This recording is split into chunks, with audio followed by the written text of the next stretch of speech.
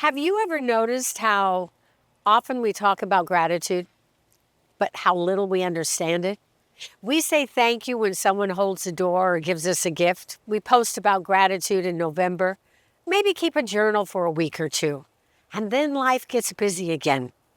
But what if gratitude isn't just something you do? What if it's something far more powerful, something that changes the way you see the world, the way you feel emotions, the way you live your life?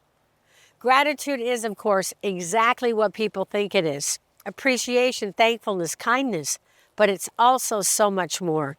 It's strength, it's courage, it's clarity.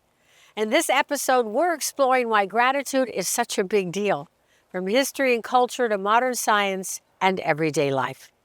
Because gratitude isn't just about being thankful for what's good. It's about becoming someone who can see the good, even in hard times. This is a Karen Shaw podcast. I'm Karen Shaw. Let's get started.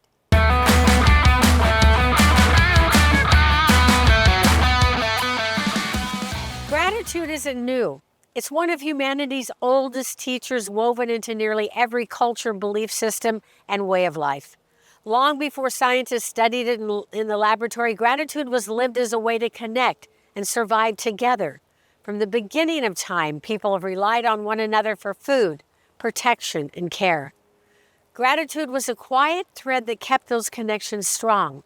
When someone shared what they had, such as fire, food, or safety, returning that kindness held communities together. Gratitude became the invisible glue of cooperation, the social lubricant that kept life moving smoothly. And though it started as survival, it grew into something sacred. The philosophers and faith traditions of the ancient world recognized its power long before we had words like neuroscience or positive psychology. Cicero called gratitude the parent of all virtues. He believed it was a foundation of wisdom and goodness. In Christianity, gratitude was seen as a way to align the heart with what is right and good. The Psalms are filled with thanksgiving, not because life was easy, but because it gave people strength through struggle. In Buddhism and indigenous teachings, gratitude is a daily awareness, a thankfulness for the ordinary, the sunrise, water, the food that sustains us. It's a recognition that we belong to something greater than ourselves. Even today, echoes of these teachings influence how we live. We teach our children to say please and thank you, not just as manners, but as a first lesson in awareness and respect.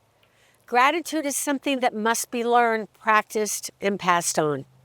That's why every culture finds a way to express it through rituals, greetings, or gestures that remind us we depend on one another. When I began my own practice of gratitude and began making choices towards goodness, seeking out the good around me, I started to see what our ancestors might have known. Gratitude changes everything. What began as simple appreciation grew into something much deeper. I realized that gratitude and appreciation were not just pleasant emotions. They were the foundation for all the great emotions we spend our lives pursuing. Love, happiness, kindness, compassion. Each one grows from the same root.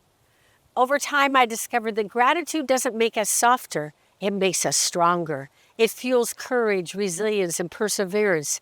It reminds us of what we have, even when life feels uncertain. At its core, gratitude is transformational. And that understanding, what I was experiencing in my own life, is exactly what science is now confirming. Now, fast forward thousands of years, and that same truth has found its place in psychology and neuroscience. The language has changed, but the principle hasn't. Gratitude is still one of the most reliable paths to resilience, connection, and joy. Modern research has begun to uncover what ancient wisdom has always hinted at. Gratitude literally reshapes the way we think and feel.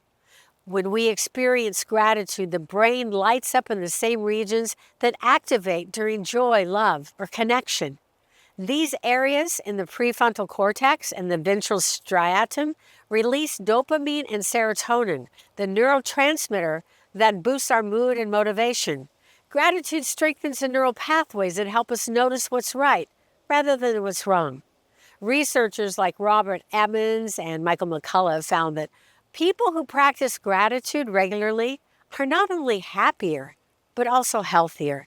Their studies show that simply writing down 3 things you're grateful for each week can increase optimism, lower stress, and improve sleep.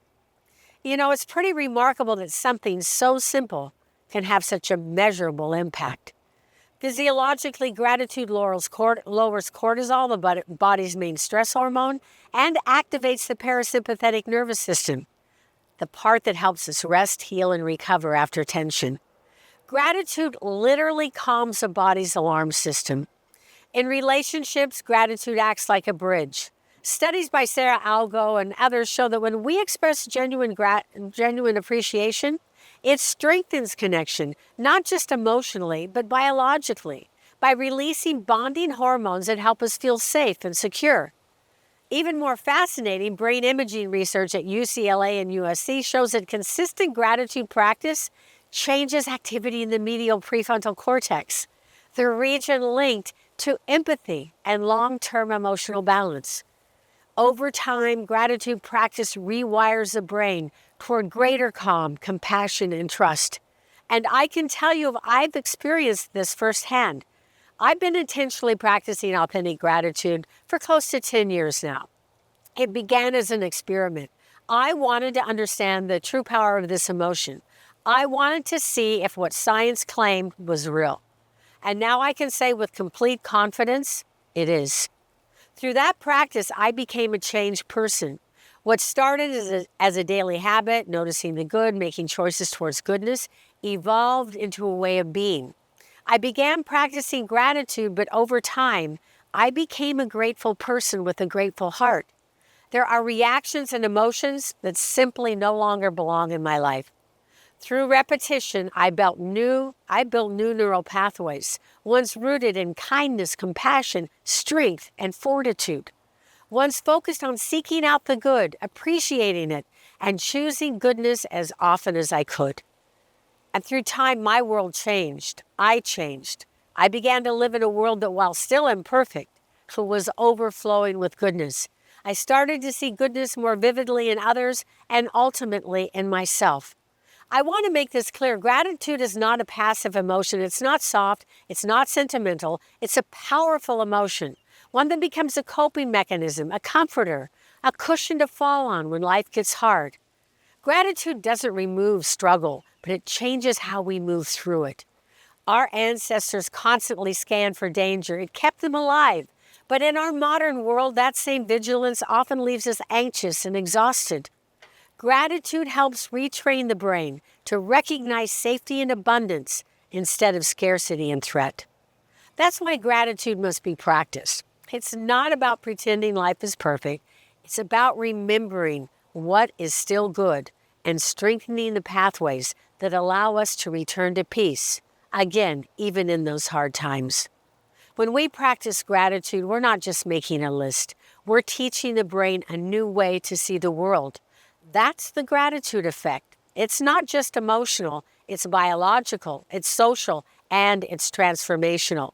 Gratitude isn't just something we feel, it's something we choose. When we practice gratitude, we train the mind to look for light in dark places.